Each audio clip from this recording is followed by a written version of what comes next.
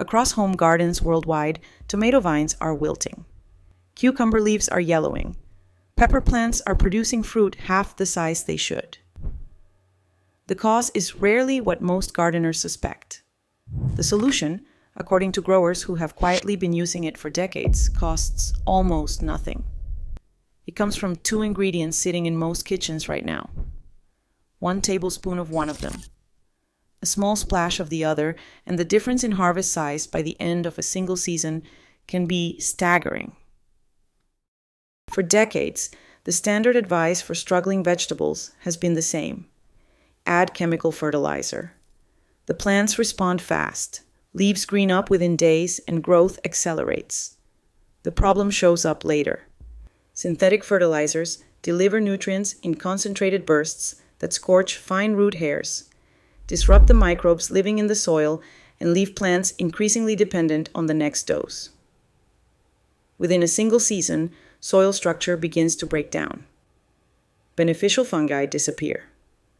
The mycorrhizal networks that connect plant roots to a wider web of nutrients begin to collapse, and once those threads are gone, they can take years to rebuild.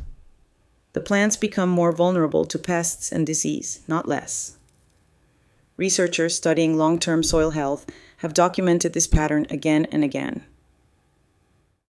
Organic alternatives work in the opposite direction. They feed both the plant and the living network of microbes around its roots. Results come more slowly at first, but they compound dramatically. Plants grown this way show stronger immune responses and deeper root systems, and significantly higher fruit yields by harvest. What gardeners have refined over generations is a two-part system. One mixture works above the soil, applied to the leaves, where it shields the plant from disease while delivering trace minerals through the foliage. The other works below, poured directly onto the root zone, where it accelerates nutrient uptake and feeds soil biology. Used together on a regular schedule, this pairing has been credited with doubling harvests of tomato, cucumber, and pepper crops, season after season. The first formula is built around an ingredient most households throw away when it nears its expiration date: milk. 200 milliliters of milk combined with 1.5 liters of clean water is all the formula requires. The dilution matters. Undiluted milk is far too rich for plant tissue and can promote mold growth on leaves. Mixed with water, it becomes a balanced delivery system for nutrients that vegetable plants desperately need. Milk contains potassium, which strengthens stem walls and supports fruit development. It contains calcium, the single most important mineral for preventing blossom end rot, the brown sunken patches that ruin tomatoes and peppers right before harvest. Calcium is notoriously difficult for tomatoes to absorb through the roots, especially during dry spells, which is why even well-watered plants growing in rich soil can still develop the disorder. A foliar application bypasses that bottleneck entirely, delivering calcium directly to the leaf tissue where the plant can use it immediately. It contains phosphorus, which drives flower and root formation, and magnesium, which fuels chlorophyll production and keeps foliage deep green. More importantly, milk proteins form a faint, almost invisible film when sprayed onto leaves. That film acts as a biological barrier. It disrupts the surface conditions that fungal spores need to germinate, and several studies have shown it can measurably reduce powdery mildew and early blight pressure. The application technique is straightforward. The mixture is shaken thoroughly and sprayed across the upper and lower surfaces of the leaves during the cooler parts of the day, either early morning or late afternoon. Direct midday sun on wet foliage can scorch tissue.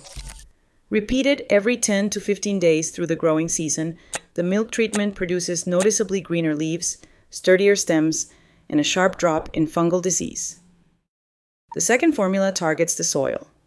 Use 4 liters of chlorine-free water, 2 tablespoons of baking soda, and 2 tablespoons of dry yeast.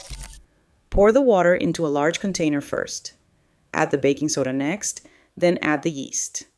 Seal the container and shake until the contents are fully dissolved, then leave it to rest for roughly 2 hours before use. That resting period is essential. It allows the yeast to begin activating, releasing the compounds that make this mixture so effective. Each ingredient has a specific job. Baking soda raises soil pH slightly in the immediate root zone, creating an environment that suppresses several common fungal pathogens, including Fusarium and Pythium.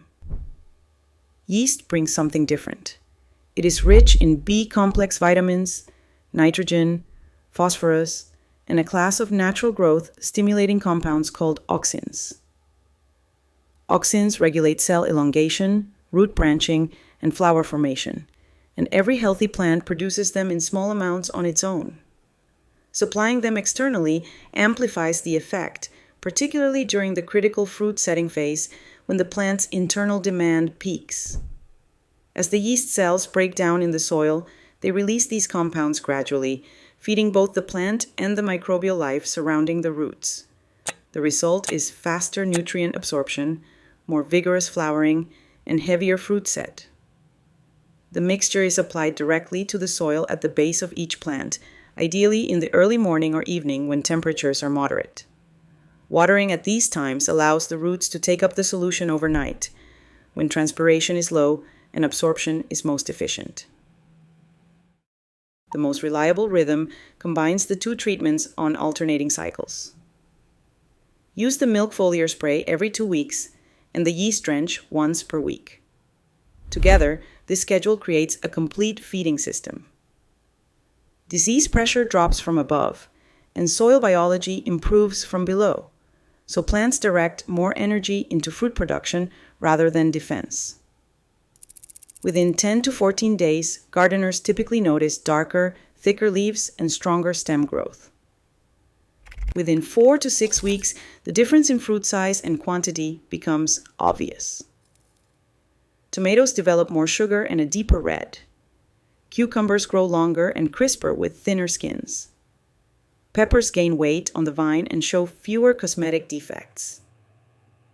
Plants treated on this schedule also tend to keep producing later into the season, holding up against early temperature swings and minor pest pressure that would otherwise end the harvest week sooner.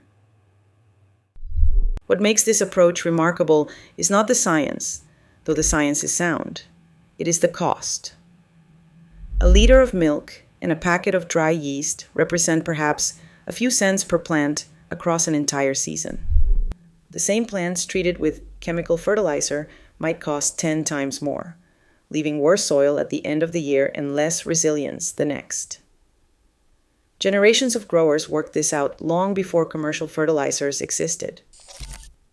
They understood, instinctively, that healthy soil grows healthy plants, and that the kitchen often holds the simplest answers.